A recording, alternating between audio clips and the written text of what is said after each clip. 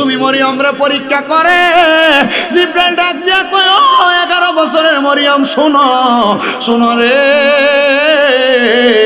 আমার আল্লাহর চরিত্রের পরীক্ষায় তুমি মরিয়ম পাস করে ফালাইছো। আমার আল্লাহ কইছে রে তুমি মরিয়ম রে আমার আল্লাহ তাআলা একটা উপহার দিব। ও মরিয়ম কি উপহার জানোনি? আমার আল্লাহ কইছে তোমার গর্ভের ভিতরে একটা নবী জন্ম দিব। জোরে কোন সুবহানাল্লাহ। মরিয়ম কয় বয়স 11।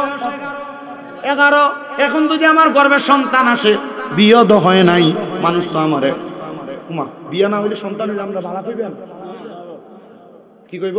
জারজ কইব। মরিয়ম কয় আল্লাহ মানুষ আমার অপবাদ দিবে। আল্লাহ কয় মরিয়ম ইন্নাল্লাহা মা'আস সাবিরিন, নিশ্চয়ই ধৈর্য ধারণকারীর সাথে আমি আল্লাহ আছি। মরিয়ম তুমি ধৈর্য হারা হইও না। আমি আল্লাহ যেহেতু তোমার এগুলা দিতেছি, মনে রাখবা লা ইউকাল্লিফুল্লাহু নাফসান ইল্লা উসআহা, আমি আল্লাহ কারো সাধ্যের বাহিরে কোনো কিছু সাফাইয়া দেই না। মরিয়ম তোমার সাধ্য আছে সন্তান নেওয়ার, তুমি সন্তান নাও, এরপরে যা হইব দেখতাম তো আমি আল্লাহ। মারহাবা। মরিয়ম আলাইহিস সালাতু ওয়াস সালাম কয় আল্লাহ তাহলে কেমনে সন্তান দিবেন? মরিয়ম আলাইহিস সালাতু ওয়াস সালাম রে জিবরাইল কয় কাম হিয়ার, সামনে আসেন। মরিয়ম আলাইহিস সালাতু ওয়াস সালাম সামনে, জিবরাইল কয় ও মা মরিয়ম আপনি একটু আপনার মুখটারে হা করেন। হযরত মা মরিয়ম জিবরাইলের সামনে আবার মুখটা হা করছে। জিবরাইল কয়, জোরে কয় না মারহাবা। জিবরাইল কথা কইছে। জিবরাইল কয় মরিয়ম মা সামনে আসেন। হযরত মরিয়ম সামনে, জিবরাইল ফু দিয়া দিছে। মারহাবা কোন মারহাবা। হযরত মরিয়ম অল্প কিছুদিনের মধ্যে গর্ভবতী। পুরা বাইতুল মুকাদ্দাস এলাকার মানুষ কয় কিরে মরিয়মের গর্ভে যে সন্তান, বিয়া তো হয় নাই, সন্তান আসলো কই থেকে? মরিয়ম কয় আল্লাহ সন্তান দিলা, এই কলঙ্কের ডোল লই আমি এখন কি করব? মানুষ আমারে কলঙ্ক দেয়। আল্লাহ কয় মরিয়ম ধৈর্য ধারণ করো। মরিয়ম কয় আল্লাহ ধৈর্য ধরলাম তো, মানুষ তো আমারে কলঙ্ক দেয়। সন্তান 10 মাস 10 দিন পরে দুনিয়া থেকে আগমন। পুরা ফিলিস্তিনের মানুষ আসছে হযরত মরিয়মকে মারার জন্য। ডাক দিয়া কয় যে সন্তানের বাবা নাই, এই সন্তানকে আমরা এলাকায় রাখা যাবে না, এই সন্তান আমরা এলাকায় থাকলে অমঙ্গল হবে। এমন কথা কয় না? অমঙ্গল হবে। মরিয়ম কয় আল্লাহ সন্তান দিছো না একরকম ছিলাম, কিন্তু সন্তান গর্ভে দিয়ে এখন জন্ম দেওয়ার পর আমি মার কাছ থেকে এই ইহুদিরা আমার সন্তানটারে কাইরা নিয়ে যাবে, আমি মার কলিজাটা তো মানে না। জালালউদ্দিন সুয়ুতী রহমতুল্লাহ আলাই, যেই জালালউদ্দিন সুয়ুতী আমার নবীরে ওনার জীবনের স্বপ্নে দেখছে ৭৫ বার। সুবহানাল্লাহ। কয়বার? কথা কন্যা কয়বার? জালালউদ্দিন সুয়ুতী একটা ডাক দিয়া কয় জগতের মানুষ রে, তোমরা তো আমার আল্লাহরে স্মরণ করো। আল্লাহ বইলা আমার আল্লাহ তোমারে বান্দা বইলা স্মরণ করে না। মাবুদ তুমি আমরা বান্দারে কেমনে স্মরণ করো তোমার কাছে জানতে চাই। আমার আল্লাহ ডাক দিয়া কয় বান্দারে, আমার কোন বান্দা যদি বিপদের ভিতরে ফইরা আমি আল্লাহরে আল্লাহ কইয়া ডাক দেয়, আমি আল্লাহ ওই বান্দারে বিপদ থেকে উদ্ধার কইরা বান্দারে স্মরণ করি। সুবহানাল্লাহ। এরে আমার এই নুরালাপুর এলাকার পর্দার আড়ালের মা বোনেরা গো, এগো মা শামীম দাদার বয়ানের আওয়াজটা কানে যায়নি গো মা। এরে আমার নুরালাপুর এলাকার ভাই বাবারা রে, যুবক ভাইরা রে, আমার মুরব্বী বাবারে রে, মনে রাখবা অভাবে ফইরা গেছো। আমার আল্লাহ কয় বান্দা অভাবের ভিতরে ফইরা যখন তুমি আমি আল্লাহরে ডাক দাও, আমি আল্লাহ তাআলা তুমি বান্দার অভাব অনটন দূর কইরা তখন তুমি বান্দারে স্মরণ করি। বান্দারে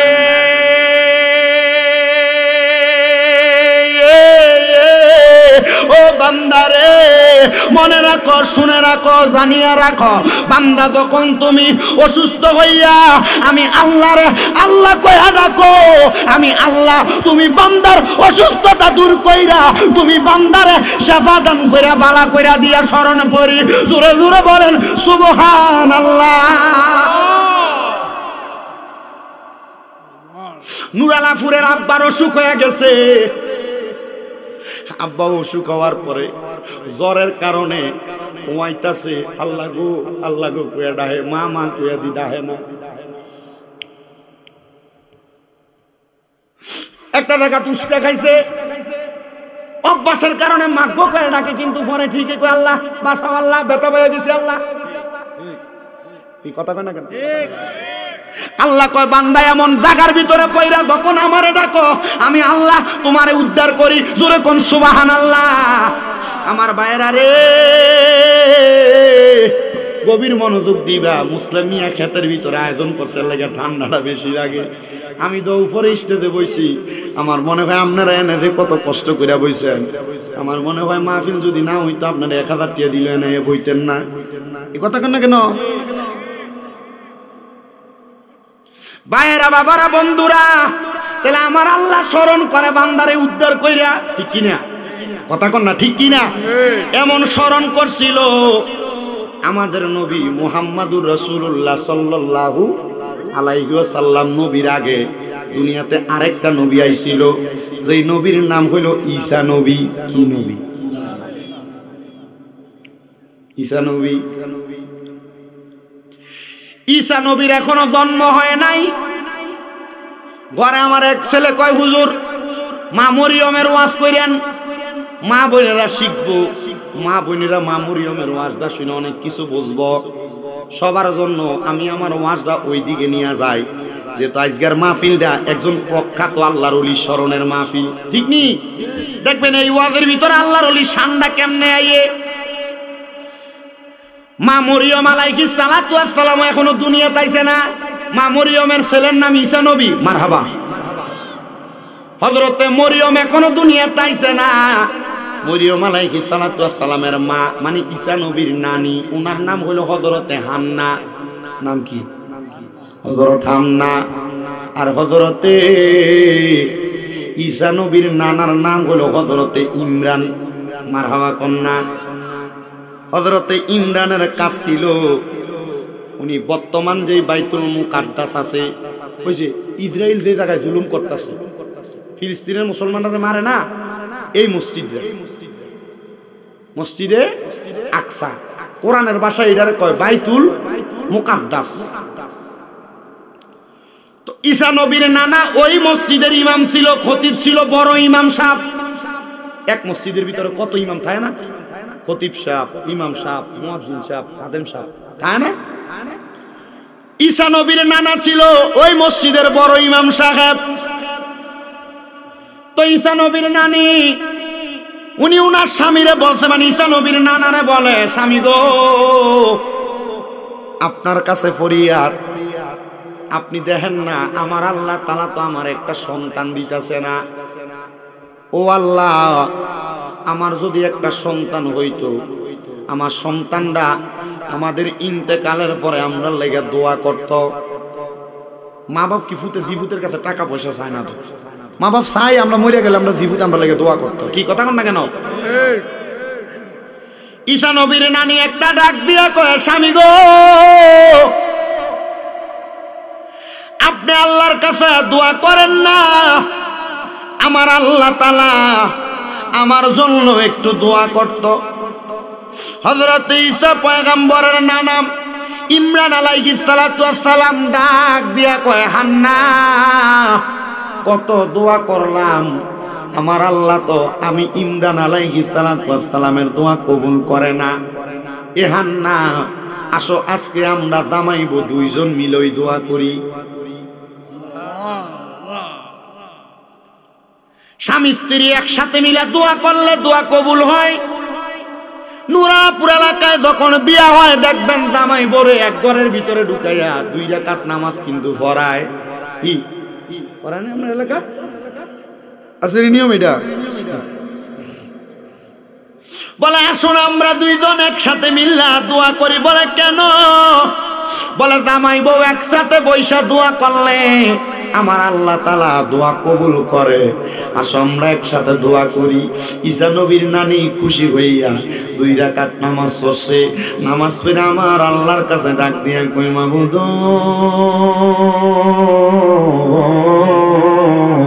ও আল্লাহ, আপনি যদি আমরা একটা সন্তান দান না করেন, আমরা তো দুনিয়াতে সন্তান হারা মানুষ থাকবো। আমাদের সম্পদ আছে, টাকা আছে, পয়সা আছে, আমরা রেগুলারে কি ব্যবহার করব? খাওয়ার মতো কোনো মানুষ নাই। এবার আমার আল্লাহ তাআলার পক্ষ থেকে আওয়াজ আসে, রে ইমরান, ও হান্না, শুই না রে, আমি আল্লাহ তাআলা অল্প কিছু দিনের ভিতরে তোমাদেরকে একটা সন্তান দান করব। ঠিকই আমার আল্লাহ হযরত হান্নার গর্ভের মধ্যে সন্তান দান করছে, কিন্তু ভাগ্যের নির্মম পরিহাস, যেই দিন হযরতে হান্নার সন্তানটা দুনিয়াতে আগমন করবে, আগমন করার আগে হযরত হান্নার স্বামী মানে ঈসা নবীর নানা হযরত ইমরান দুনিয়া থেকে ইন্তেকাল করছে। বলেন ইন্না লিল্লাহি ওয়া ইন্না ইলাইহি রাজিউন। বাজান আমার গভীর মনোযোগ অন্তরের কান লাগান, আমার নুরালাপুর এবং আশেপাশে এলাকার ভাই বাবারা, হযরত হান্না আমার আল্লাহর কাছে ডাক দিয়া কয়, আল্লাহ, এতদিন আমার স্বামী ছিল, তুমি আমার সন্তান দিছো না, কিন্তু এখন আমার স্বামী চলে গেছে, আমার সন্তান দুনিয়াতে আগমন করব। আল্লাহ, খাওয়াইবো কে সন্তান রে, পড়াইবো কে সন্তান রে, বাবার আদর পাইতো না, এতিমের মতো বড় হইব। আমার সন্তান যদি এতিমের মতো বড় হয়, এতিম সন্তান রে তো মানুষ বালা চোখে দেখে না। আল্লাহ, তুমি আমার সন্তানটার একটু রহমতের নজর কইরা দাও। আমার আল্লাহ আসমান থেকে ডাক দিয়া কয়, হান্না, চিন্তা করবা না, টেনশন করবা না, আমি আল্লাহ তাআলা যেমন তোমার গর্ভে সন্তান দিছে, তেমন ভাবে তুমি হান্নার সন্তানের দায়িত্ব আমি আল্লাহ কুদরতে পাবে বেয়ালু নজরে কোন সুবহানাল্লাহ। ওরে মাওলা রে, তোর কুদরতেরই দায় কেউ বুঝিতে পারে, আবার কেউ বুঝাইতে পারে, আমার দয়াল আল্লাহ রে। হযরত হান্না কয়, জগতের মানুষ, আমার স্বামীর ইন্তেকালের 1 মাস পরে আমার সন্তান দুনিয়াতে আগমন করছে। নাম রাখলাম মরিয়ম। জোরে কন্যা নাম কি? নাম রাখলাম মরিয়ম। আর অঙ্কার বেরিয়েতে মায়ের নাম রাখে বিউটি, মায়ের নাম রাখে ফিয়া, মায়ের নাম রাখে অমক, ইসলামী নাম রাখে না। মনে রাখবা, অন্ধকার কবরে কিন্তু ইসলামী নাম দিয়া ডাকবো। ইসলামী নাম না হইলে তোমার কবরের ভিতরে তুমি সিরিয়ালে আসবা না, হাবদা ভাবে জাহান্নামের দিকে তুমি সইরা যাইবা। মুসলমান, হযরত হান্না যখন জন্ম হয়েছে, এখন না সিজার চলে, আগে কি সিজার ছিল নি? না না না, ছিল না। আল্লাহ কুদরতি ভাবে মা বোনদেরকে সেই ধৈর্য দিয়া দিছে। নরমাল ডেলিভারিতে দাইমা দিয়া সন্তান কত সুন্দর জন্ম গ্রহণ করত। বাজান আমার হযরত হান্না এমন ভাবে জন্ম নিছে, হান্নার গর্ভ থেকে মা মরিয়ম এমন ভাবে জন্ম নিছে, মা মরিয়মের মা ডাক দিয়া কইসা নবীর নানি কয়, আল্লাহর কসম রে, এই মরিয়মের আগমনের সময় আমি হান্নার একটু ব্যথাও লাগছে না। বলে, কেন লাগছে না জানোনি?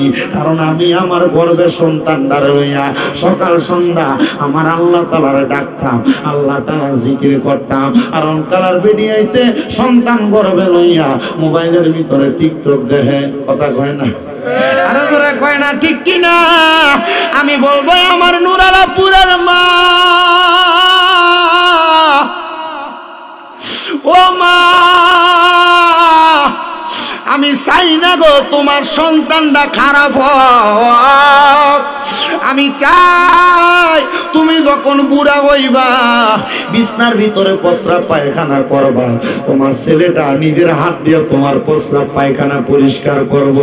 কিন্তু অনকালা সন্তানরা কামের লোক রাখে মা বাপের ময়লা পরিষ্কার করবার লাগা। নুরালাপুরের মা সন্তান গর্ভের ভিতরে নিয়ে আল্লাহর কোরআনটা ফইর, দেখবা তোমার সন্তানটা গাউসে পাক আব্দুল কাদের জিলানীর মতো হইব। খবর কি জানো না? আব্দুল কাদের জিলানীর মা ওনার গর্ভে নিয়া 18 পারা কোরআন শরীফ তেলাওয়াত করছে। গাউসে পাক দুনিয়াতে আইসা ওস্তাদের কাছে 18 পারা কোরআন শুনাইয়া দিছে। এই আব্দুল কাদের জিলানী কেমনে শোনাইলা? ডাক দিয়া কয়, আমার মা আমি আব্দুল কাদেরের গর্ভে নিয়া এই কোরআন তেলাওয়াত 18 পারা পর্যন্ত পড়ছে। আমি আব্দুল কাদের মায়ের গর্ভে এমনে থাকি নাই রে, দুনিয়া সন্তান সন্তান মার গর্ভে লাথি দেয়, হাতের আঙ্গুলের ইশারা লাগায়, মাথা দিয়া মার এই সাপনাটার মধ্যে ডলাডলি করে, মা কত কাঁদতায়। আমি আব্দুল কাদের এমন করি নাই, এমন করি নাই, কারণ আমি তো মুর্শিদ রূপে বেলায়েতের পাওয়ার নিয়া আমার আল্লাহ তাআলা আমার মার গর্ভ থেকে দুনিয়া ফাটাইছে। এই জন্য আমার মা যে 18 পারা কোরআন পড়ছে, আমি গাউসে পাক আব্দুল কাদের জিলানী ওই কোরআনটা মার গর্ভ থেকে মুখস্থ করে আসছে। আমার মা বোনেরা, আজকের মাহফিলটা পীরে তরিকত মুনাজারে আজম হযরতুল আল্লামা পীরজাদা কাজী আবু সাঈদ তাশওয়ারী রাহমাতুল্লাহ আলাইহি স্মরণের মাহফিল। আবু সাঈদ তাশওয়ারী রে কেন এলাকার মানুষেরা স্মরণ করতেছে? এটার কারণ হইল আবু সাঈদ তাশওয়ারী এমন একজন আল্লাহর হক্কানি ওলি ছিল। ও মা, তোমার গর্ভ থেকে তো আবু সাঈদ তাশওয়ারীর মতো ওলি বাইর হইব, তোমার গর্ভ থেকে তো আব্দুল কাদের জিলানীর মতো ওলি বাইর হইব, তোমার গর্ভ থেকে তো খাজা মাইনুদ্দিন চিশতির মতো ওলি বাইর হইব। তুমি যদি সন্তান গর্ভে নিয়ে কোরআন পড়ো, তুমি টিভি সিরিয়াল দেখো, মোবাইল ইউটিউব সোশ্যাল মিডিয়া দেখে সময় কাটাও, মা গো মা, হযরত হান্না ডাক দিয়া কয়, আমার সন্তান মরিয়ম যখন আগমন করছে, আমি হান্নার পেটের মধ্যে কোনো ব্যথা হয় নাই, জন্ম দেওয়ার সময় আমি কোনো ব্যথা অনুভব করি নাই। এটার কারণ হইল আমার গর্ভের সন্তান আগমন করার সময়ের জগৎবাসী আমি তার আগের সময়টা আমার আল্লাহ তাআলার ইবাদত করে কাটাইছি। জোরে কোন সুবহানাল্লাহ। হযরত হান্নাকে আমার সন্তান আগমন করার পরে পুরা ফিলিস্তিন এলাকায় খবর হয়ে গেছে, এই বাইতুল মুকাদ্দাস মসজিদে আকসার ইমাম, বড় ইমাম যিনি মারা গেছে, 1 মাস পরে তার স্ত্রীর গর্ভ থেকে একটা সন্তান আগমন করছে। আইও না রে, আমরা তার সন্তানটারে একটু দেখে আসি, তার সন্তানটা কেমন হয়েছে, কত সুন্দর হয়েছে। সবাই দলে দলে আসতেছে। এবার হযরত মরিয়ম রে দেখা দেখা চলে যায়। হযরত হান্নাকে আমি চিন্তাগ্রস্ত হইয়া গেলাম, আমার সন্তানরে সবাই দেখতেই যায় কিন্তু কেউ দায়িত্ব। হযরত হান্না চিন্তা করলেন, আমার স্বামী মসজিদে আকসার ইমাম ছিল, আমি আমার মাইয়াটারে সেই জায়গায় লইয়া যাই। মা মরিয়ম রে কুলের ভিতরে কইরা হযরত হান্না মসজিদে আকসার সামনে গেছে, সালাম দিছে, আসসালামু আলাইকুম ওয়া রাহমাতুল্লাহ। মসজিদে আকসার 4 জন ইমাম বের হয়ে আসছে, ডাক দিয়া কয়, কি গো, আপনি না এই মসজিদের বড় ইমাম সাহেবের স্ত্রী, কেন আসছেন? বলে, আমার মাইয়াটার বরণ পোষণ লালন পালনের দায়িত্ব কে নিবে? আমি তো কাউরে দেখি না, আমি একার পক্ষে আমার মাইয়াটারে সামলানো আমার পক্ষে সম্ভব হবে না। 4 ইমামে কয় যে তো এই মসজিদের সবচাইতে বড় ইমামের মাইয়া, আমরা তারে লালন পালন করব আমাদের মাইয়ার মতো। 4 জন হাত তুলছে। হযরত হান্না কয়, মাইয়া হইল একটা, লালন পালন করব 4 জন, আমি কার কাছে দিতাম? মারহাবা কন্যা। ও বাবা, আপনি যদি হক মানুষ হন, আপনার সহযোগিতা করার মতো মানুষের অভাব হবে না। আপনি যদি ভালো মানুষ হন, আপনার গায়েবী ভাবে আল্লাহর কাছ থেকে সাহায্য আসবো। হযরত হান্না কয়, জগতের মানুষ, ওই 4 জন মসজিদের ইমাম, মসজিদে আকসার ইমাম আমারে কয়, আপনার মাইয়াটারে আমরা 4 জনে লালন পালন করব। 4 জনের মাঝে বাক বিতণ্ডা হচ্ছে, 4 জনই বলতেছে আমরা পালবো। এই টাইমে ওই জায়গার প্রখ্যাত একজন আলেম ডাক দিয়ে বলতেছে, ঠিক আছে আসো, তোমরা যেহেতু বাক বিতণ্ডা করতেছো, আমরা এখন লেখা শুরু করি। যে কলম দিয়া লিখি, এই কলমটারে আমরা নদীর মধ্যে প্রেরণ করব। ওই কলম যার কাছে ফিরে আইব, অথবা যেই কলমটা দিয়ে আমরা লিখি, যার কলমটা ভাসব, ওই ব্যক্তির কাছে হযরত মরিয়ম মানুষ হইব। তো আগে যে কলম দিয়ে লাগতো, দোয়াত কলম, এটা কিন্তু লোহারা ছিল না, যে মাথাটা লম্বা একটা টিনা ছিল, এটা কি আর বাসত?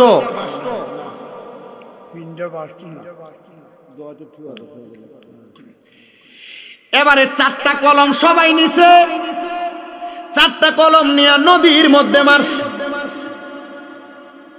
নদীর মধ্যে মারার পরে যার কলমটা বাসবো, তার কাছে হযরত মরিয়ম মানুষ হবে। মারহাবা।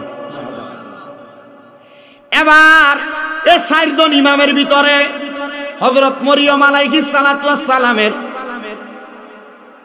মা মানে হযরত হান্নার বোনের জামাই, তাহলে মরিয়ম আলাইহিস সালামের কি হইব? খালু না? মরিয়ম আলাইহিস সালামের খালু ছিল ওই মসজিদের ইমাম। মারহাবা। সবার দুয়াত কলমের কলমটা ডুইবা গেছে, কিন্তু ওনার খালুর কলমটা বাসা দিয়ে রইছে। মারহাবা কন্যা। ওনার খালু কয় যে তো মাইয়াটারে আমি পাইছি বাইতুল মুকাদ্দাসের মধ্যে রাইখা তারে আমি মানুষ করব, মসজিদে আকসার মধ্যে রাইখা হযরতে হান্না হযরতে মরিয়ম রে এমন ভাবে মানুষ করে রে। হযরত মরিয়ম আস্তে আস্তে বড় হইতেছে, হযরত মরিয়ম আস্তে আস্তে বড় হইতেছে। হযরত মরিয়মের বয়স যখন 10 থেকে 11 বছর, ওই এলাকায় একটা লোক ছিল যার নাম কুরসা। ওই কুরসা নামক লোকটা এলাকার মহিলাদের সঙ্গে বাদে সম্পর্ক করত, অপসম্পর্ক করত, বদ সম্পর্ক করত। এমন কোন মহিলাকে সে বাদ রাখে নাই যাদের সঙ্গে সে অপকর্ম করে বেড়ায় নাই। ওই কুরসা একদিন হযরত মরিয়মের ঘরের সামনে এসে দাঁড়ায় গেছে। হযরত মরিয়ম আলাইহিস সালাম বলেন, আমি গোসল কইরাম, আমার মাথার ভিজা চুলগুলো আমি মুছতে লাগলাম, এমন টাইমে দেখলাম আমার দরজার মধ্যে কুরসা নামক বাজে লোকটা দাঁড়ায় গেছে। কুরসা আমার দিকে নজর দিয়া দিয়া চাই। তখন আমি মরিয়মের বয়স 10 থেকে 11। ওই কুরসা যখন আমার ঘরের সামনে আসছে, কুরসা আমার দিকে একটা বাঁকা নজরে তাকায়। আমি কইলাম, কুরসা রে এই বাঁকা নজরে চাও, আমি জানি তো তোমার চরিত্রটা বড় খারাপ, আমার দিকে এমনি চাইছ না রে, আমি জানি তুই আমার দিকে একটা লালসার চোখ দিয়া তাকাইছ। আমি মরিয়ম রে তুই 2 রাকাত নামাজ পড়তাম দে, আমি নামাজটা শেষ করার পরে তোর যদি মন চায় আমার ইজ্জত হরণ করবি, তুই আমার সামনে আসবি। হযরত মরিয়ম কয়, আমি নামাজের মুসল্লাটা বিছাইয়া মসজিদে আকসার খাদেমার রুমের মধ্যে আমি 2 রাকাত নামাজের নিয়ত করছি। আমি 2 রাকাত নামাজের মধ্যে যখন দাঁড়াইছি, দাঁড়ানোর সাথে সাথে গো আমার চোখের বাণী গুলা বায়া বায়া পড়তাছে। এ পর্দার অন্তরালের মা নামাজের ভিতরে দাঁড়াইলে পাশের বাড়ির মহিলা কি শাড়ি পরছে, জামাই বিদেশ থেকে কল দিল, শাড়ির কথা কইবা তোমার ভিতরে চিন্তা। এ মা নামাজের ভিতরে দাঁড়াইলে তোমার পেটে ব্যথা, পায়ের ব্যথা, তুমি এটা কিনা লাগবে ওইটা কিনা লাগবে এই কথা মনে হয়। নামাজের ভিতরে দাঁড়াইলে তরকারি চুলাই রেখে আসছো, তরকারি জাল দেওয়া লাগবে এটা তোমার মনে হয়।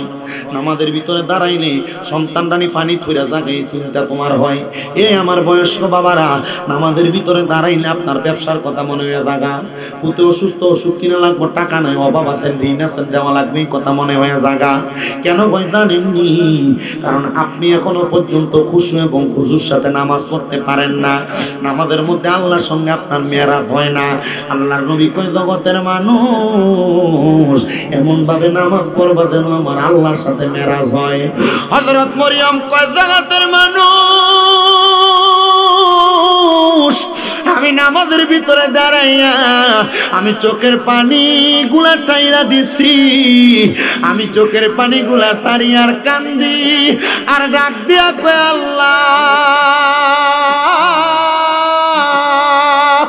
ও আল্লাহ, আমি নামাজের ভিতরে সূরা কেরাত ছাড়া অন্য কিছু পড়া তো হারাম। আমি মরিয়ম নামাজের ভিতরে বিপদের ভিতরে পইরা তোমারে ডাকতাছি। হযরত মরিয়ম কয়, সূরা ফাতিহা পড়লাম, সূরা ফাতিহার লগে অন্য কিছু আমি পড়তেছি। এমন ভাবে কেরাত পড়তে পড়তে পড়তে পড়তে হযরত মরিয়ম বলে, ও জগতের মানুষ, আমি আমার আল্লাহ তাআলার কাছে সিজদার ভিতরে দেয়া শুধু দোয়া করি, আল্লাহ আল্লাহ গো, ও আল্লাহ, এই কুরসা নামক ব্যক্তিটার তো আমার ইজ্জত হরণ করব। তুমি না আমি গর্ভে থাকা অবস্থায় আমার মা বাপরে জানিয়ে দিছ আমি মরিয়মের গর্ভ থেকে একজন নবী জন্ম হইব। আমি মরিয়মের ইজ্জত যদি ধ্বংস করিয়া দেয়, ও আল্লাহ গো, তুমি বলো না মানুষ তো আমার সন্তানটারে বাদে সন্তান বলবো। আল্লাহ, আমি মরিয়মের ইজ্জত হরণ করতে দিও না, আমি মরিয়মের ইজ্জত হরণ করতে দিও না। মরিয়ম 2 রাকাত নামাজটা যখন শেষ করছে, ডান দিকে সালাম ফিরাইছে, বাম বাম দিকে সালামটা ফিরিয়ে যখন দরজার দিকে তাকাইছে, মরিয়ম কয় আমি তাকাইয়া দেখলাম আমার ঘরের ভিতর থেকে একটা বাতাস জোরে দরজার দিকে গেছে। উৎসা নামক বাজে লোকটা যাইয়া দুপুর করে একটা বাড়ি খাইছে ওই বাইতুল মুকাদ্দাসের ওয়ালের সাথে। ওই উৎসা নামক লোকটা বাড়ি খাইয়া মাথার রক্তপাত হইয়া ইন্তেকাল করছে। জগতের মানুষ রে, কোন মানুষের মনে কষ্ট দেওয়ার আগে সাবধান, কোন মানুষের সাথে অন্যায় করতে সাবধান, কোন মানুষের সাথে জুলুম অত্যাচার করতে সাবধান। বলো হুজুর কেন? ওই মানুষটা যদি নামাজের সেজদার ভিতরে যাইয়া তোমার অভিশাপ দেয়, আরে দুনিয়ার মাইর কাটানো যায়, হসপিটালের মধ্যে যাওয়ার পরে আপনার ওই মাইর গুলারে সুন্দর করে ড্রেসিং করে আপনার মাইরটা আস্তে আস্তে কাটিয়ে দেওয়া যাবে। আবার আদালতের মধ্যে মামলা হইলে আপনার নামে এমন রিট জারি হয়ে যায়, রিমান্ড দেয়নি 10,000 টাকা দিলে রিমান্ডও কিন্তু কাটান যায়। 5 দিনের রিমান্ড চাইলে প্রতি 5,000, 1 দিনের রিমান্ড কাটা। ওই কথা কয় না কি রে? ওই রিমান্ড যদিও টাকা দিয়ে কাটানো যায়, আল্লাহর রিমান্ড কি টাকা দিয়ে কাটানো যাইব? আমি কারোর লগে কোনো অন্যায় করলাম, আমার মুর্শিদ ভাইয়ের লগে বেয়াদবি করলাম, মুর্শিদ ভাই আমারে কিছু কইল না, কিন্তু মসজিদের ভিতরে দেয়, সেজদার ভিতরে দেয় কইল আল্লাহ এ বেটা আমার লগে বেয়াদবি করছে, আমি তো তার লগে কোনো অন্যায় করছিলাম না। আল্লাহ কয় রাখ তার বিচারটা, ইন্না বাতশা রাব্বিকা লাশাদীদ, শক্ত কইরা দইরাম, এমন ধরা দইরাম বান্দা ছুটতে পারতো না। তো মাইনচেরে কষ্ট দিতে হিসাব করে দিয়েন, পরের হক খাইতে একটু বাচ্চা খাইয়েন, মাইনচের জাগাত খুঁটি গাড়াইতে একটু বুজ্জা গাড়াইয়েন, মাইনচের ওজনে কম দিতে বুজ্জা কম দিয়েন। কথা কয় সুদের টিয়া গোসের টিয়া খাইতে বুজ্জা খাইয়েন, কারণ এটার কারণে কবরের ভিড়া কম ভিড়া না বেশি ভিড়া। হযরত মরিয়ম কয় আমি দুনিয়ার কোন আদালতে বিচার দিছি না, আমি বিচার দিছি একজনের আদালতে, একটা জবানও বন্ধ নাই। নুরালাপুরের মানুষ বলো ওই আদালতটা কার আদালত? ওই আদালতে বিচার দিলে বিচার ফিরে না। মা বোন গো, কারোর লগে ঝগড়া করলে হতিনের জি কইয়া গালি দিস না, গোলামের জি কইয়া গালি দিস না। মা বোনেরা ঝগড়া করলে একজন আরেকজনকে গালি দিস না। যদি মন চায় এ ঝগড়া না কইরা আল্লাহর কাছে নামাজ কইরা ফিরা বিচার দিস, কারণ গালাগালি করলে ফেরেশতা তার নবীর কাছে এক সাহাবী দৌড়ে আসছে, ইয়া রাসূলুল্লাহ এই ইহুদি আমারে গালি দিছে।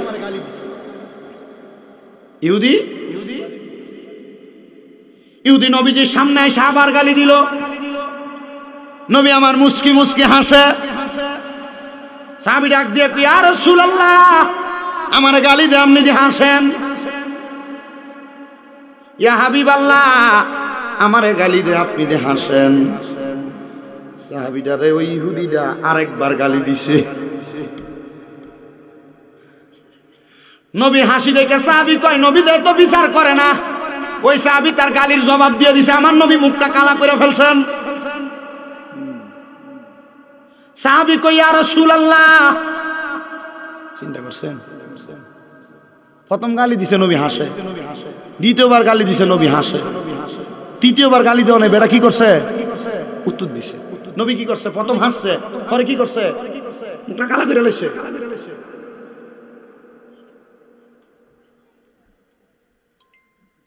সাহাবী কই ইয়া রাসূলুল্লাহ, ও দয়ার নবী, দুইবার গালি দিলাম না হাসলেন, তে তিনবার গালি দিলাম, আমি তার জবাবটা দিলাম। আপনি নবীজি তিনবার গালি দেওয়া জবাব দেওয়ার পর আপনি মুখটা কালো করে ফেললেন। আল্লাহর নবী কয় সাহাবী, সে যখন তোমারে একবার গালি দিছে, আমি চাই দেখছি তোমার পিছন থেকে 3 জন ফেরেশতা দাঁড়ায় তার গালি জবাব দিতেছে। জোরে কয় না? আপনি আমি দেখিনি, নবী কিন্তু দেখে, জন্য আসে কয় রহমতে আলম নবী নূরে মুজাসসাম, বলেন রহমতে নবী নূরে মুজাসসাম, সাহাবীরা আতর বানাই গাম মোবারক সাহাবীরা আতর বানাই ওই নবীজির গাম। শোনো জানো মানো কেমন আমার নবীজি, যাহার পাগল চন্দ্র সূর্য তারকারাজি। বলেন যাহার পাগল চন্দ্র সূর্য তারকারাজি। বাবা শোনো জানো মানো কেমন আমার নবীজি, যাহার পাগল চন্দ্র সূর্য তারকারাজি। যাহার পাগল চন্দ্র সূর্য তারকারাজি। ও ভাই আরো শুনবানি সুন্দর কাহিনী, বলেন আরো শুনবানি সুন্দর কাহিনী। জান্নাতের রোমে রোমে লেখা নবীর নাম, রহমতে আলম নবী নূরে মুজাসসাম। বলেন রহমতে আলম নবী নূরে মুজাসসাম। সাহাবীরা আতর বানায় ওই নবীজির ঘাম। উস্তুনে হান্নানা একটা খেজুর গাছের নাম, যাকে ধরে খুতবা দিতেন রাসূলে আকরাম। মারহাবা কোন এ কিছুদিন আগে দেখিয়েছি, শুধু উস্তুনে হান্নানা এখানে 3টা গাছ আছে। কয়টা গাছ? 3টা গাছ। মদিনা শরীফ যারা গেছেন তারা জানেন, রিয়াজুল জান্নার ভিতরে মোটা মোটা 3টা ফিগার আছে। তুর্কি সরকার যখন সৌদি আরব শাসন করছিল তখন এই 3টা গাছের মানুষে সম্মান করে আদর করে দেখা তুর্কি সরকার এটির বাউন্ডারি করে এটার মোটা মোটা ফিলার বানাই দিয়েছে। একটা গাছের নাম উস্তুনে হান্নানা, একটা নাম উস্তুনে আহাদা, একটা নাম উস্তুনে আয়েশা। এই মোটা মোটা 3 আসেনিও ফিলা। তো যে উস্তুনে হান্নানা নবী যে এটা দৌড়ে দৌড়ে খুতবা দিত, তো যখন নবীর মিম্বর হয়ে গেছে উস্তুনে হান্নানা গাছ, সাহাবাই কেরাম লয়ে নবী বসে রয়েছে, হঠাৎ করে কান্নার আওয়াজ হয়। তাই নিয়ে তাকায় দেয় কই থেকে কান্নার আওয়াজ আসে। খেজুর গাছ নবীর লোকের কথা কই, ইয়া রাসূলুল্লাহ আপনি তো আমার এই মিম্বর হওয়ার আগে আমার দৌড়ে দৌড়ে খুতবা দিয়েছেন, এখন তো মিম্বর হওয়ার পর আমার ভুলে গেছেন ইয়া রাসূলুল্লাহ, এখন তার আমারে ধরেন না, এজন্য আমি এই সুখে কাঁদতাছি। জোরে কোন সুবহানাল্লাহ। এটার পাশে উস্তুনে আয়েশা, যেখানে আমার নবীজির মা আয়েশা ইন্না খানা দিত। এটার পাশে উস্তুনে আহাদা, দূর থেকে কোনো মানুষ এলে নবীজির কাছে গাছের নিচে বইয়া থাকতো। মারহাবা কন না। এজন্য আশেক কয় বাবা উস্তুনে হান্নানা একটা খেজুর গাছের নাম, যাকে ধরে খুতবা দিতেন রাসূলে আকরাম। বলেন যাকে ধরে খুতবা দিতেন রাসূলে আকরাম। গাছটা নবীর বিরহে কাঁদিতে রহে, হতবাক হইলেন যত সাহাবাই কেরাম। রহমতে আলম নবী নূরে মুজাসসাম। বলেন রহমতে নবী নূরে মুজাসসাম। সাহাবীরা আতর বানায় ওই নবীজির গাম। বাবা ওলিউল্লাহর নবীর কাছে এই আরাধনা, দেখব নবী নূরের ছবি যতই কল্পনা। বলেন দেখব নবী নূরের ছবি যতই কল্পনা। আমার বিদায় বেলাতে নবী আসবে দেখিতে, ঠিক কিনা? তরিকতের পাগলরার বিদায় বেলা নবী দেখতে আইবনি। আর যদি নবী মরণের আগে না হইয়ে কবরে বিসমিল্লাহি ওয়া আলা মিল্লাতি রাসূলিল্লাহ কইয়া শোয়া দিলে নবী কয় আমি নবীজি তারে আমার কোল মোবারক কইনি। জোরে কোন সুবহানাল্লাহ। আমার বিদায় বেলাতে নবী আসবে দেখিতে, আমার বিদায় বেলাতে নবী আসবে দেখিতে। আমরা সবাই কিয়াম করে জানাবো সালাম।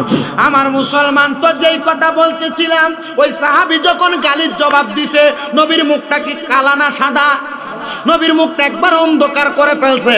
সাহাবী কই ইয়া রাসূলুল্লাহ 2বার গালি দিলাম, আপনি হাসলেন। 3য়বার গালি দেওয়ার পরে আমি জবাব দিলাম, আপনি নবীর মুখ মুবারক কালো করলেন। নবী গো কারণটা কি জানতে চাই?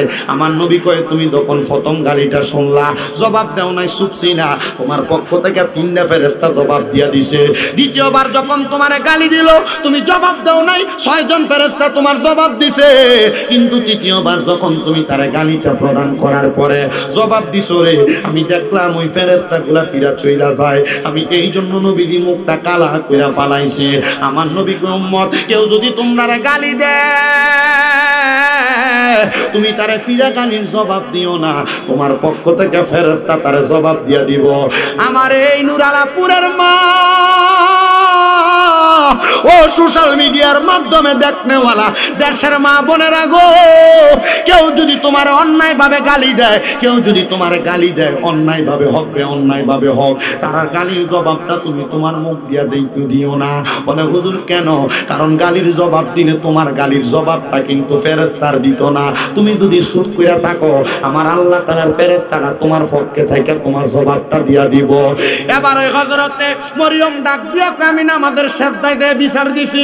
সাবধান সাবধান। আমি নামাজের সিজদায় বিচার দেওয়ার পরে একটা বাতাসি এসে কুরসাটারে ওয়ালের লগে বাইরিয়া মারছে। মারহাবা কোন মিয়া? হযরত হান্না কয় আমি দেখলাম বাতাস আসার পরে আমার ঘরের মধ্যে কুরসার সুরত নিয়ে কে জানি দাঁড়ায় রয়েছে। আমি চিন্তা করলাম কুরসা তো মারা গেছে, কুরসার সুরত নিয়ে কে আমার সামনে আসলো? আমি চুপ করে রইলাম, কিন্তু আল্লাহ তাআলার প্রতি আমার বিশ্বাসটা বড় কড়া। আমি কইলাম আল্লাহ, কুরসানা মারা গেছে, এখন কেমনে আইলো? এবার আল্লাহ তাআলার কাছে যখন আমি মরিয়মই কথা বলি, আমার আল্লাহ তাআলার পক্ষ থেকে আওয়াজ আসে, রে মরিয়ম, এটা তো কুরসানা, জিবরাইল কুরসার সুরত হয়ে তোমার ঘরের সামনে দাঁড়াইছে।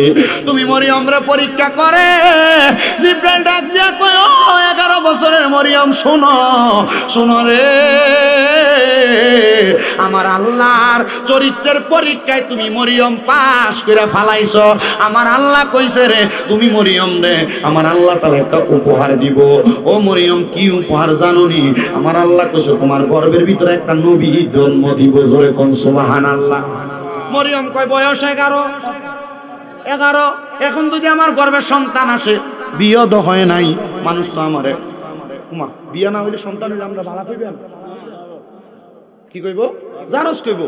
মরিয়ম কয় আল্লাহ মানুষ আমার অপবাদ দিবে।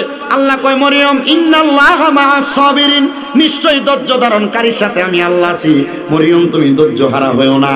আমি আল্লাহ যেহেতু তোমার এগুলা দিতেছি, মনে রাখবা লা ইউকাল্লিফুল্লাহু নাফসান ইল্লা উসআহা।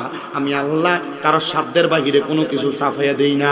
মরিয়ম তোমার সাধ্য আছে সন্তান নেওয়ার, তুমি সন্তান নাও, এরপরে যা হইব দেখতাম তো আমি আল্লাহ। মারহাবা, আরো জোরে কন্যা মারহাবা।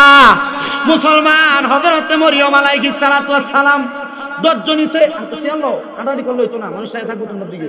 মরিয়ম আলাইহিস সালাতু ওয়াস সালাম হুজুর দেখতাছে না, তার কাছে ভালো লাগতেছে না, হুজুর না দেখলে ওয়া শুনে মজা আছে। ও মরিয়ম আলাইহিস সালাতু ওয়াস সালাম কয় আল্লাহ তাহলে কেমনে সন্তান দিবেন? মরিয়ম আলাইহিস সালাতু ওয়াস সালাম রে জিবরাইল কয় কাম হিয়ার, সামনে আসেন। মরিয়ম আলাইহিস সালাতু ওয়াস সালাম সামনে, জিবরাইল কয় ও মা মরিয়ম আপনি একটু আপনার মুখটারে হা করেন। হযরত মা মরিয়ম জিবরাইলের সামনে আবার মুখটা হা করছে। জিবরাইল কয় মারহাবা, আর জোরে কয় না মারহাবা। জিবরাইল কথা কইছে, জিবরাইল কয় মরিয়ম মা সামনে আসেন। হযরত মরিয়ম সামনে, জিবরাইল ফু দিয়া দিছে। মারহাবা কোন মারহাবা। হযরত মরিয়ম অল্প কিছুদিনের মধ্যে গর্ভবতী। পুরা বাইতুল মুকাদ্দাস এলাকার মানুষ কয় কিরে মরিয়মের গর্ভে যে সন্তান, বিয়া তো হয় নাই, সন্তান আসলো কই থেকে? মরিয়ম কয় আল্লাহ সন্তান দিলা, এই কলঙ্কের ডোল লই আমি এখন কি করব? মানুষ আমারে কলঙ্ক দেয়। আল্লাহ কয় মরিয়ম ধৈর্য ধারণ করো। মরিয়ম কয় আল্লাহ ধৈর্য ধরলাম তো, মানুষ তো আমারে কলঙ্ক দেয়। সন্তান 10 মাস 10 দিন পরে দুনিয়া থেকে আগমন। পুরা ফিলিস্তিনের মানুষ আসছে হযরত মরিয়মকে মারার জন্য। ডাক দিয়া কয় যে সন্তানের বাবা নাই, এই সন্তানকে আমরার এলাকায় রাখা যাবে না, এই সন্তান আমরার এলাকায় থাকলে অমঙ্গল হবে। এমন কথা কয় না, অমঙ্গল হবে। মরিয়মকে আল্লাহ সন্তান দিশন একরকম ছিলাম, কিন্তু সন্তান গর্ভে দিয়ে এখন জন্ম দেওয়ার পর আমি মার কাছ থেকে এই ইহুদিরা আমার সন্তানটারে কাইরা নিয়ে যাবে, আমি মার কলিজাটা তো মানে না। মুসলমান শোনো রে,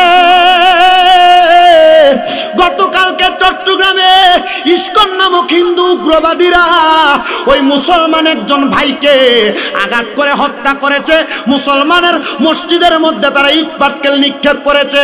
তাদের প্রভু নামক ইস্কনের গুরু ঠাকুর মেয়ে নিয়ে অপকর্ম করছে। অপকর্ম করার কারণে তাকে জেল হাজতের মধ্যে দেওয়া হয়েছে। কিন্তু ওই ইস্কনের উগ্রবাদীরা মুসলমানের মসজিদের মধ্যে হামলা করেছে, মুসলমানের উপরে হামলা করেছে।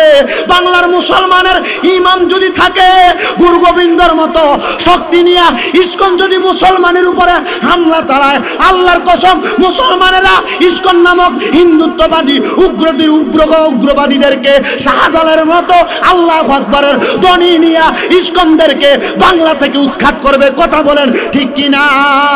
হিন্দুদের মাঝে দুইটা দল। কয়টা দল? দুইটার মধ্যে যারা সনাতনী তারা নরমাল ভাবে চলে, কারোর সাথে ঝামেলায় যায় না। কিন্তু ইসকন নামক সংগঠনটা বড় উগ্রবাদী সংগঠন। আগে জঙ্গি টোয়াইতো মাদ্রাসায়, এখন জঙ্গি দেখা যায় ইসকনের এখানে। কথা কন না কেন? বাংলাদেশের অন্তর্বর্তীকালীন সরকার ডক্টর মোহাম্মদ ইউনূস সাহেব, আপনার কাছে আমরা জানান করতে চাই, আমাদের একজন ভাই অ্যাডভোকেট ছিল, ইসলাম ধর্মের পক্ষে সে কথা বলেছে, ওই ব্যক্তিকে হত্যা করেছে ওই ইসকনের যে উগ্রবাদীরা বাংলাদেশের মসজিদের মধ্যে আঘাত করেছে। মসজিদে আঘাত করে কোটি কোটি মুসলমানদের অন্তরের মধ্যে, কলিজার মধ্যে আঘাত করেছে। যে ইসকনের সদস্যরা এই মুসলমানদের মসজিদের মধ্যে আঘাত করেছে, বাংলার কাঠগড়ার মধ্যে হিন্দুত্ববাদী ইসকনদের শাস্তি হওয়া লাগবে। কথা বলেন ঠিক কিনা? দুই দাঁতের চোয়ালের মাঝখানে জিহ্বা যেমন নিরাপদ, সকল ধর্মের, মুসলমান ধর্ম ছাড়া অন্য ধর্মের সবাই মুসলমানের কাছে নিরাপদ। কথা বলেন না কেন? কিন্তু কয়েকদিন আগে হিন্দুত্ববাদীরা পূজা যখন করছে মুসলমানরা পাহারা দিছিল। কি কথা বলেন না কেন? আমরা ওই মুসলমানদেরকে বলবো, যেহেতু পাহারা দিছেন, এখন দেখেন পাহারা দেওয়ার পরিণাম কি হয়ে দাঁড়াইছে। তারা আমাদের মসজিদের মধ্যে আঘাত করেছে। মসজিদ, মুসলমানদের কেবলাল মসজিদ বাইতুল্লাহ, এগুলাতে আঘাত করলে মুসলমান ঠান্ডা থাকবে না। আপনারা তো হুমনার এই গ্রাম্য অঞ্চলে থাকেন, হয়তোবা সোশ্যাল মিডিয়ার মাধ্যমে যুবকরা দেখে, আপনারা অনেকে দেখেন। মুসলমান একটা কথা মনে রাখবেন, বাংলাদেশের মধ্যে ভারতের এজেন্ডা বাস্তবায়ন করতে চায়। এরা চায় হিন্দুত্ববাদীরা মুসলমানদের বিভিন্ন ধর্মীয় পাঠশালাগুলা, বিভিন্ন ধর্মীয় কার্যক্রমগুলো বন্ধ করানোর জন্য, এগুলোর মধ্যে উগ্রবাদী জড়ানোর জন্য। এগুলো যদি করে বাংলার মুসলমান কি এমনি বসে থাকবে নাকি? কথা বলেন না ঠিক কিনা? বাংলার মুসলমান এমনি থাকবে না। আরেকটা কথা জানান করে দিতে চাই, বাংলার মানুষ স্বাধীনতাও চাইছে। বাংলার মানুষ বাংলাদেশের জমিনে সহজভাবে, সরলভাবে, সঠিকভাবে চলাফেরা করার ক্ষমতাও চাইছে। কিন্তু বাংলার মানুষ চায় নাই কারোর উপর আঘাত হবে, অত্যাচার হবে। অত্যাচার হচ্ছে, মাদ্রাসার 2টা ছেলেকে প্রথম আলোর অফিসের সামনে পিটিয়ে মারা হয়েছে। কই এটার বিচার এখনো হচ্ছে না। আল্লাহর কসম এগুলোর বিচার হওয়া লাগবে। কথা বলেন ঠিক কিনা? মুসলমান যদিও দুনিয়ার জমিনের ভিতরে বিচার না হয়, মুসলমান যদি আমাদের শ্রদ্ধার মধ্যে যে আল্লাহর কাছে বিচার দেয়, এটার বিচার কিন্তু হবে। কথা বলেন না কেন? হযরত মরিয়ম কয়, আল্লাহ তোমার কাছে শ্রদ্ধার যে বিচার দিতেছি, আল্লাহ আমার তো এরাম বাজে কইতাছে, খারাপ কইতাছে, আমার সন্তান জন্ম দিয়েছে, কিন্তু এই সন্তানের তো বাপ নাই, সন্তানের পরিচয় নাই, আল্লাহ তুমি বিচার করো। এরা আইছে মরিয়ম আলাইহিস সালামের কোলে হযরত ঈসা নবী টান দিয়ে লয়ে যাবে। কেউ গর্ত করছে, এটা জেতা কানায় লেবা, কেউ আগুন জ্বালাছে, ডাইরেক্ট আগুনে দিয়ে ফেলবা। যিনারা আগুনে দিতে কয় উনি কি সাধারণ মানুষ না নবী?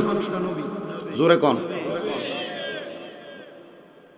হযরত ঈসা নবীর হাতের মধ্যে নিশি হুদিরা জীবিত অবস্থায় গর্তের মধ্যে ফেলে দিবে, আগুনে ফেলে দিবে।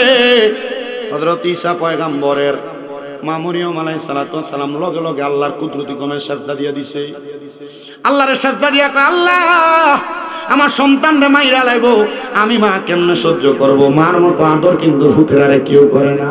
ও বন্ধু, ওই মা বাবার মনে কষ্ট দিয়া দুনিয়াতে শান্তি পাইব না, আখিরাতের মধ্যে শান্তি পাইব না। সে কই তোমরা কোনোদিনও মায়েরই মনেতে কষ্ট দিও না, তোমরা কোনোদিনও মায়েরই মনেতে কষ্ট দিও না। হায়রে মায়ের মনে কষ্ট দিলে খোদা তো পাবি না, বলেন মায়ের মনে খোদা তো পাবি না। তোমরা কোনোদিনও মায়েরই মনেতে কষ্ট দিও না। কত পাপী আছে যে মাকে কষ্ট দেয়, মায়ের মনে কষ্ট দিয়ে অভিশাপ নেয়। আরে মায়ের মনে কষ্ট দিলে খোদা তো পাবি না, বলেন মায়ের মনে খোদা তো পাবি না। তোমরা কোনোদিনও মায়েরই মনেতে কষ্ট দিও না।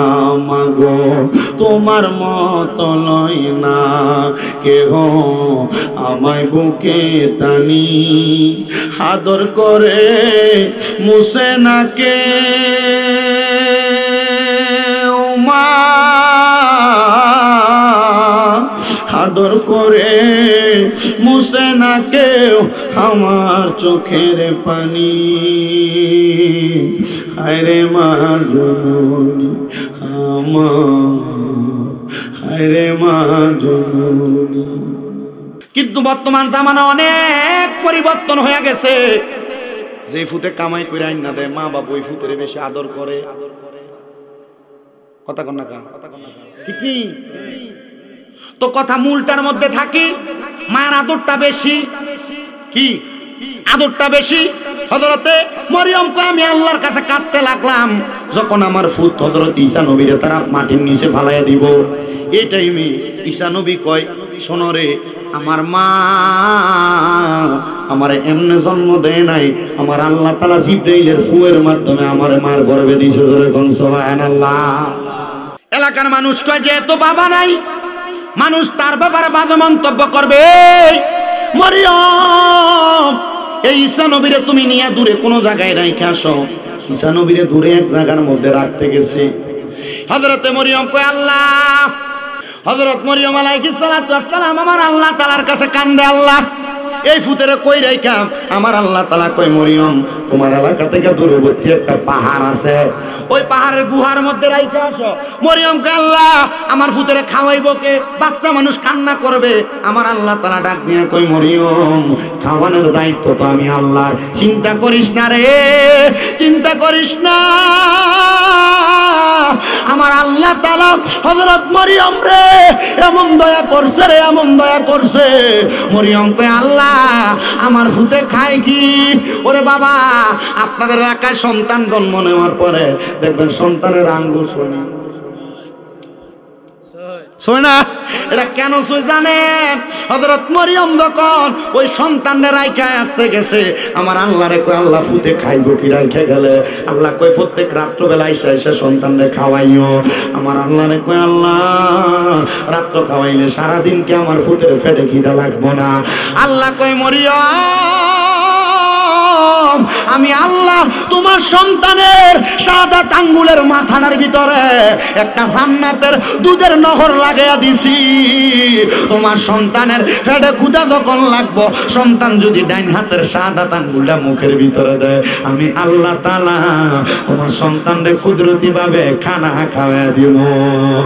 কেউ বুঝিতে পারে না রে মাহবুব মাওলার খেলা, আরে পীর মুর্শিদের খেলা। আরে জোর করিয়া বুঝতে গেলে তার ঘটে মরণ জ্বালা। আরে জোর করিয়া বুঝতে গেলে তার ঘটে মরণ জ্বালা। কেউ বুঝিতে পারে না রে ওলি আল্লাহর খেলা, আরে পীর মুর্শিদের খেলা। ওরে সত্যি বছরে কারণ কেনাগি ফুটে না, আবার 6 মাসেরও কালের দয়াল পাই যে 16 আনার দয়াল পাই যে 16 আনা। দয়াল জোর করিয়া দিবে তোরে, জোর করিয়া, জোর করিয়া দিবে তোরে ববের যত প্রেম জ্বালা। কেউ বুঝিতে পারে না রে ওলি আল্লাহর খেলা, আরে পীর মুর্শিদের খেলা। আল্লাহ যেমন কুদরতের খেলা ঘটাইলো, আল্লাহ কই আমরা লগে তো ঘটান না। বলে বান্দা তোমরা তো আল্লাহরে পাও নাই, ও আল্লাহ আপনারে কেমনে পাইবো? আল্লাহ কয় ইয়া আইয়ুহাল্লাযীনা আমানু কুল আতিউল্লাহা ওয়া আতিউর রাসূল। যদি আমি আল্লাহরে পাইতে চাও, আমি আল্লাহরে পাইতে চাও, তাহলে তোমরা আমার রাসূলের ইতাআত করো। জোরে কোন সুবহানাল্লাহ। বলে আল্লাহ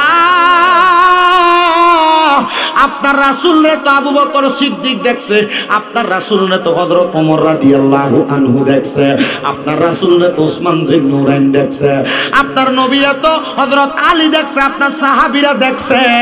আল্লাহ গো, আমরা পাগলরা তো তোমার হাবিবরে দেখলাম না, তোমার হাবিবরে দেখলে তো তুমি আল্লাহরে পাওয়া হইয়া যাইতো। ও আল্লাহ, কাফেররা তো তোমার হাবিবরে দেখছে, আবু জাহেল দেখছে, ঈমান আনছে না, উতবা সাহেবা দেখছে, ঈমান আনছে না। আল্লাহ, রাসূল তো পাই নাই, আমরা কার কাছে যাইতাম? আল্লাহ কয় উলিল আমরি মিনকুম, তোমাদের মধ্যে যারা উলিল আমর, হক্কানি আলেম, হক্কানি ওলি, তোমরা কার কাছে যাও? ও বন্ধুরে, পীরে তরিকত মুনাজারে আজম আল্লামা হযরতুল আল্লামা পীরজাদা কাজী আবু সাইদ পেশোয়ারি রাহমাতুল্লাহ আলাইহি কত বড় আলেম ছিল। খুলনা বাঞ্ছারামপুরের মানুষের কাছে বাইঙ্গা বোঝানো লাগতো না, নরসিংদীর মানুষের কাছে বাইঙ্গা বোঝানো লাগতো না। যদি ওনার কবরটার সামনে, মাকবারার সামনে, রওজার সামনে, মাজারের সামনে দেয়া জিজ্ঞাসা করবা, মুরাকাবা কইরা, মুশাহাদা কইরা, ও কাজী আবু সাইদ পেশোয়ারি রাহমাতুল্লাহ আলাইহি আপনি কেমনে ওলি হইছেন? আপনার কি লেগে এত পাওয়ার? মানছে কি লেগে আপনারে মানে? মানছে কি লেগে আপনার অনুসরণ করে?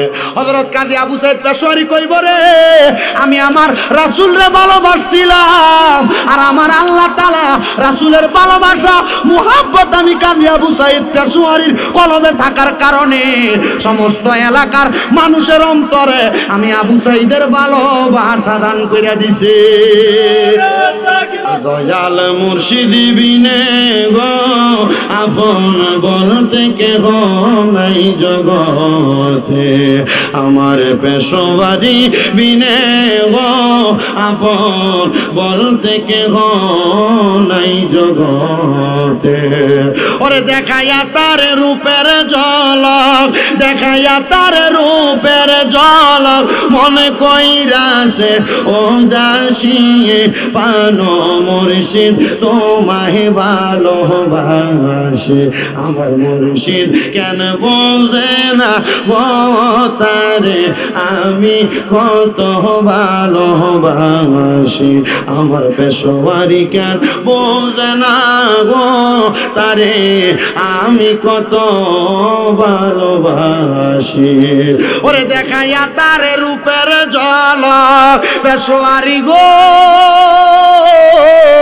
ওরে দেখাইয়া তার রূপের ঝলক, মনে কইরাছে উদাসী তারে আমি কত ভালোবাসি।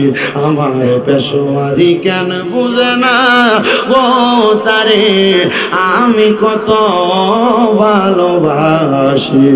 ওরে যেদিন থেকে মুর্শিদ গোহারা, সেদিন থেকে আমরা পাপীর বুকেতে ব্যথা। হায়রে যেদিন থেকে পেশোয়ারি হারা,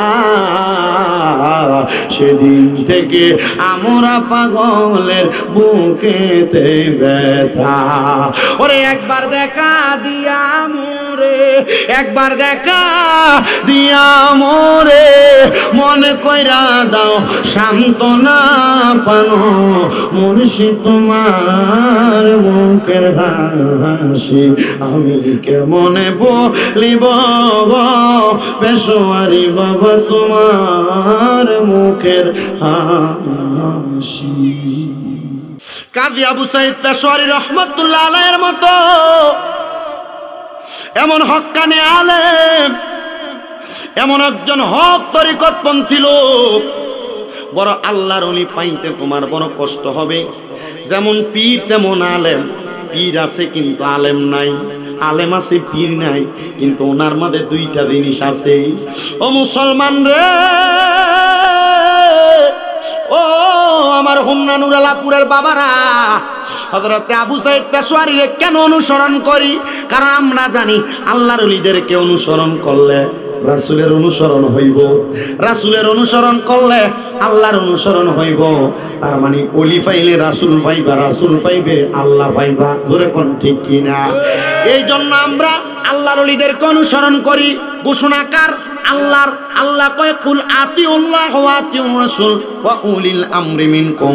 তোমরা যদি আল্লাহর ভালোবাসা মানে আল্লাহর অনুসরণ করতে চাও তোমরা রাসূলের অনুসরণ করো। রাসূলের অনুসরণ করতে চাও আউলিয়া কেরাম উলিল আমরদের অনুসরণ করো। বলে হুজুর শুধু পেশোয়ারি দরবারের কথা বললেন, অন্য কোন দরবারের কথা দিয়ে আপনারা বললেন না। আমি বলবো বাবা তোমার কাছে যেই পীরটারে ভালো লাগে, যেই পীরটারে মোহাব্বত হয়, যেই পীররে দেখলে তোমার আল্লাহর কথা মনে হয়, ওই পীরটারে তুমি মানবা, ওই পীরটারে তুমি অনুসরণ করবা। যদি করতে পারো আমার আল্লাহ তাআলা তোমার পীরের কারণে, তোমার পীরের সোহবতে থাকার কারণে আল্লাহর খাস রহমত তোমারে ডাইলা দিব। কয় কেন গো? আল্লাহ তাআলা ঘোষণা করে বান্দা ইন্না রাহমাতাল্লাহি করিবুম মিনাল মুহসিনিন, নিশ্চয় আমি আল্লাহর রহমত আল্লাহর ওলিদের নিকটবর্তী হইলে পাইবা। আল্লাহ আপনার রহমত আমরা ওলিদের নিকটবর্তী হইলে কেমনে পাবো? শুনেন বাবা শুনেন, রোম সাম্রাজ্যের একটা ছোট্ট কথা বললে আরো বুঝতে পারবেন। একজন মা জননী ওনার সন্তানকে নিয়ে বড় পেরেশান। সন্তানের কাজ হলো নেশা করা, সিগারেট খাওয়া, নেশা জাতীয় মদ্যপান করা। এই নেশাখোর সন্তানদেরকে নিয়ে মা বাবা বড় জ্বালায় আছে, মা বাপ বড় যন্ত্রণায় আছে। অনেক সময় মা বাপ কানের দুল খুইলা রেখে গোসল করতে গেলে এটি নিয়ে বেচ চালায় নেশাখোর ফুটেরা। কথা কন না কেন? বউয়ের মোবাইল করে একটা বালা জিনিস রাখতে পারে না, নিয়ে বিক্রি করে ফেলে নেশাখোররা। কি আছে না এলাকায় নেশাখোর? নুরুল্লাহপুর এলাকায় নেশাখোর নাই, বাবা খুন নাই? কথা কয় না কেন? হাড়ি পাতিল নিয়ে বেচ চালায় মন্য আসে না বাচ্চার। এ নেশাখোর ফুলা মাইন্ডিরে লইয়া বড় জ্বালা, বড় জ্বালা। এ পোলা পাইন মনে রাখবা, তোমরা যারা যুবক ভাইরা আছো তোমাদের জন্য কয়েকটা কথা বলি। আমি একটা জিনিস অবজার্ভ করলাম, কয়েকজনকে আমি জিগাইলাম আমার এলাকার যারা সিগারেট খায়। আমি কইলাম সিগারেট খান কেন, আপনার এই খানাটা শিখাইছে কে? হ্যাঁ কয় আরে বন্ধু বান্ধবের লোক চলতে চলতে খাইলিস।